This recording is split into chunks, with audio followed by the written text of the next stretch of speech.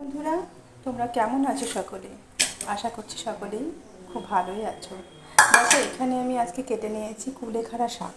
কীভাবে কুলেখাড়া শাকটা বানানো হয় সেটা আমি দেখাচ্ছি পদ্ধতিটা। এই কুলেখাড়া শাকটাকে সিদ্ধ করেও তোমরা নিতে পারো, আবার তোমরা যারা সিদ্ধ করে না খেতে পারবে, অনেকে খেতে পারে না আর কি, তো সিদ্ধ করে না খেতে পারলে সামান্য একটু তেল দিয়ে আর একটু সামান্য রসুন কুচি দিয়ে, আমি যেমন করে করছি, আমি সিদ্ধ খুব একটা খেতে পারি না, তো সামান্য একটু তেল, মানে একদম না দেওয়ার মতোই, এরকম একটুখানি তেল দিয়ে একটা কাঁচা লঙ্কা আর একটুখানি ফোড়ন দিতে হবে, পাঁচফোড়ন দিয়ে নেড়ে চেড়ে নিয়ে তারপর শাকটাকে হালকা ভাজা ভাজা হয়ে গেলে শাকটাকে দিই। তারপর তার মধ্যে পরিমাণ মতো লবণ আর হলুদ সামান্য একটু দিয়ে তাতে পরিমাণ মতো জল অ্যাড করে দিয়ে একটু সামান্য ফুটিয়ে নামিয়ে নিলে রেডি হয়ে যাবে কুলেখাড়া শাকের ঝোল। তারপর কিছুক্ষণ ঢাকা